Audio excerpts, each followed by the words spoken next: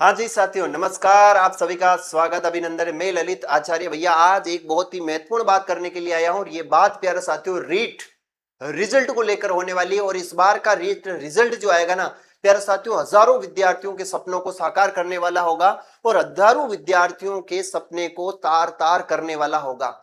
क्योंकि आज भैया हम जिस प्रकार का माहौल राजस्थान के अंदर देख रहे हैं और राजस्थान की जिस प्रकार का जो पैटर्न चेंज किया है उस पैटर्न को अगर हम देखते हैं तो भैया कहीं ना कहीं प्रत्येक विद्यार्थी को यह डर है कि आने वाला रीट एग्जाम जो रिजल्ट है उसके अंदर मेरा स्कोर क्या रहेगा। क्योंकि डर इसलिए है क्योंकि इस बार एग्जाम ने जो पैटर्न बदला है उसकी हर एक हदें पार हो गई। क्योंकि पर विद्यार्थी यही सोच रहा था कि इस बार तो हम पेपर को फाड़ के आएंगे, इस बार पेपर को भैया हम जो है फाड़ के आएंगे, फोड़ कर आएंगे और इस बार हमारा सिलेक्शन होगा। लेकिन उन विद्यार्थियों के डर लगने लगा है कि रीट का रिजल्ट जो है वो आने वाला है अप्रैल महीने में और इस समय हमें क्या कंडीशन हमारी हो रही है। और भैया मैं बताने जा रहा हूं आप लोगों को कि इस बार की कट ऑफ क्या रहेगी और भैया मैंने किस प्रकार से तैयारी करूं और मेरी मनोदशा क्या है इस समय, उसके बारे में मैं आज का इस सेशन में बात करूंगा। आप चैनल पर नए हो तो अपना चित्तौड़गढ़ क्लासेस चैनल है, इसको जल्दी से सब्सक्राइब कर लें। लेट स्टार्ट करते हैं। मैं एक एसएसटी का विद्यार्थी हूं रीट लेवल 2 के अंदर और मैंने जब ये पेपर दिया है ना उससे पहले मैंने 1.5 साल तक प्रिपरेशन करी और काफी जमकर तैयारी करी थी। और ये सपना था कि इस बार तो हम रीट को जो है ना निकाल लेंगे, क्योंकि पिछली जो परी थी उसके अंदर काफी अच्छे हमारे अंक आए थे और फिर हमने कंसिस्टेंसी के साथ इसको तैयारी करी। और भैया जब हम पेपर हॉल के अंदर बैठे ना उससे पहले हमें ये तो पता चल गया था कि पेपर का लेवल जो है वो कहीं ना कहीं पैटर्न को चेंज करके प्रश्न पूछे जा रहे, क्योंकि एसएसटी से पहले हमारे रीट का पेपर हो चुका था जो L1 का होता है। उसके अंदर विद्यार्थियों को ऐसा पेपर थमा दिया गया था जिस पेपर को देख करके विद्यार्थी सोल्व करना तो दूर भैया उस पेपर को देख करके डर गए थे कि अब क्या होगा। क्योंकि उसके अंदर ऐसे प्रश्न पूछे गए थे, कथन, कारण, मिलान। अब उनके बाद जो है ना इतनी खतरनाक तरीके से वो डिप्रेशन में गए कि उन्हें रिजल्ट का इंतजार ही नहीं है कि रिजल्ट आएगा, क्योंकि उनको पहले ही पता भैया मेरे जो मैंने आंसर की वगैरह मिलान करी तो मेरे हो ही नहीं रहे, तो वो इतना एक्साइटेड भी नहीं है। लेकिन वह विद्यार्थी जो एक्साइटेड है जिनके तुक्के सही हुए हैं इस बार, जिसने कोशिश तो करी है कि गलत कम करूं लेकिन उन्होंने तुक्कों को जो है वो चुना है और उनके तुक्के भैया भगवान की दया से सही हुए।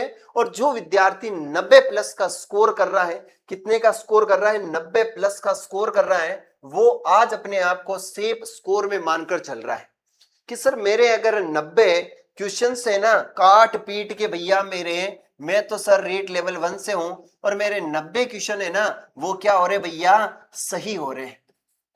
क्या सर जी मेरा इसमें सिलेक्शन होगा? चाहे आप रीट लेवल 1 की बात करते हैं, चाहे अपन रेट लेवल 2 की बात करते हैं, चाहे आप किसी भी सब्जेक्ट से हो, क्या सर हमारा यहां पर चयन होगा या नहीं होगा? ये एक बहुत बड़ा डर आज के टाइम पर बना हुआ है। मैं मेरी मनोदशा बताता हूं कि मुझे भी डर लग रहा है, क्योंकि मैंने 4th ग्रेड का रिजल्ट देखा था कि भैया जब मेरे 4th ग्रेड के अंदर भैया अच्छे खासे मार्क्स थे, लेकिन 4th ग्रेड के अंदर नॉर्मलाइजेशन ने हमें डुबा दिया था। क्योंकि जहां 4 नंबर बढ़ने से हमारा सिलेक्शन हो रहा था वहां हमारे 11 नंबर माइनस कर दिए गए। क्या रीट में ऐसा होगा? ना, रीट में भैया अगर मैं एसएसटी की बात करूं तो यहां पर 289 सीटें हैं। यहां पर लगभग लगभग 5 लाख विद्यार्थी इसमें एग्जाम में बैठे थे। अगर हम नॉर्मलाइजेशन तो होगा नहीं है। अब यहां पर भैया मैं ये मानकर चल रहा हूं अगर इस बार जो भैया रीट का जो रिजल्ट रहा ना अगर वास्तविकता के साथ वो आता है और बिल्कुल पारदर्शिता के साथ अगर वो रिजल्ट निकाला जाता है, कोई धांधली वगैरह नहीं होती है, तो मेरा ये मानना है कि इस बार हम गढ़ जीत जाएंगे। क्योंकि हमारा अंदर का जो एक विश्वास है, एक उम्मीद है, वो उम्मीद ये कहती है कि नहीं इस बार हमारा जरूर होगा, इस बार हमारा जरूर होगा। जो भी एसएसटी के विद्यार्थी हैं आप मुझे कमेंट करके बताएं कि आप लोगों के कितने क्वेश्चंस जो है वो सही हो रहे हैं, आप लोगों के कितने क्वेश्चंस सही हो रहे हैं आप मुझे ये बताएं। सर जी आपके कितने हो रहे हैं क्वेश्चन सही? तो भैया मेरे जो क्वेश्चन हो रहे हैं ना वो सही हो रहे हैं। 95 क्वेश्चन मेरे राइट है एज इट इज, काट बीट के सबके बाद में 95 क्वेश्चन सही है एसएसटी के अंदर। मैं तो ये मानकर चल रहा हूं कि भैया अगर इस बार भगवान ने साथ दिया तो अपनी नैया तो पार लगेगी लगेगी। लेकिन ये नहीं कह सकते हैं कि होगा, क्योंकि भैया जब तक परिणाम नहीं आ जाता ना तब तक भैया हम नहीं कह सकते हैं कि हमारा सिलेक्शन होगा, क्योंकि कुछ भी हो सकता है। जैसे फोर्थ ग्रेड के अंदर हुआ था ना, सबने मान लिया था 80-90 80-90 80-90, रीट जो मेरिट गई है वो बहुत हाई गई थी और सपने हमारे अधूरे रह गए थे। अब हमारे साथ ऐसा नहीं हो कि हमने सोच रखा है भैया 90 प्लस के सिलेक्शन होगा एसएसटी के अंदर, और अगर कुछ होता है और ये मेरिट चली जाती है भैया 110 क्वेश्चन, कितने चली जाती हैं 110 क्वेश्चन पर चली जाती हैं, तो भैया कहीं ना कहीं हमें सोचना पड़ेगा, क्योंकि ये पेपर बहुत कठिन आया था भैया। पेपर का लेवल मैं ये मानता हूं कि मुझे भी पढ़ते हुए 8 साल हो गए, और इन 8 सालों में मैंने सिंगल लाइन क्वेश्चन देखा है। इस प्रकार का पैटर्न जो अभी आरबीएससी और आरपीएससी ने जो पैटर्न चला रखा है, वह पैटर्न भैया मैंने कभी नहीं देखा था। लेकिन मैंने आपको बता दूं कि जब मैं इस पेपर के अंदर करने के लिए गया था भैया, तो यहां पर जो मैंने शिक्षण शिक्षण विद्या देखी ना, शिक्षण विद्या, अरे तेरी तो इसको शिक्षण विधियों को इतना पढ़ा है, इतना पढ़ा है, उनमें से शिक्षण विद्या का ये मानकर चलो हमें ऐसा लगा भैया कोई प्रश्न हमने तो पढ़े ही नहीं इनमें से, लेकिन फिर भी आसान था। अगर आप सोच विचार करके आंसर देते तो उसका आंसर सही होता। लेकिन यहां पर 10 प्रश्न शिक्षण अभिरुचि के थे, तो कम से कम 5 प्रश्न तो सब विद्यार्थियों के सही हुए होंगे।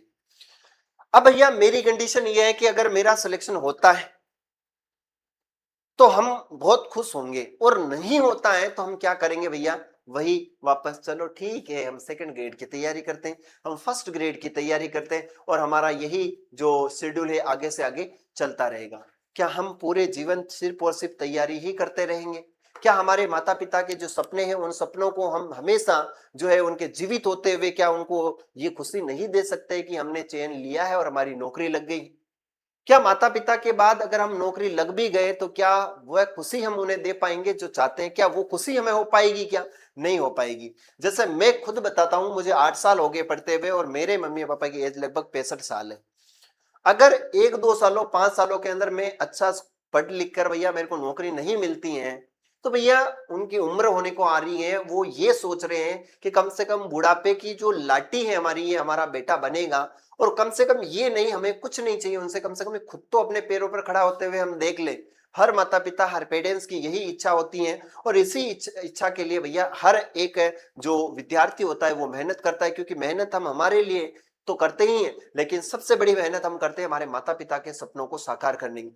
क्योंकि दर दर की ठोकरें खाकर, घर घर की दान की कर कर, घर घर के ताने सुनकर वो हमें पढ़ाते हैं, लिखाते हैं, और आज इस मुकाम तक हमें वो पहुंचाते हैं। तो क्या उनका एक सपना नहीं हो सकता है? क्या वो हमें एक सरकारी कर्मचारी बनते हुए नहीं देख सकते हैं? क्या वो ये नहीं देख सकते हैं कि बेटा कमा कर लाएगा और मुझे देगा, और हम घर बैठकर खाएंगे और हमारा बुढ़ापा जो है वो आसानी से निकलेगा?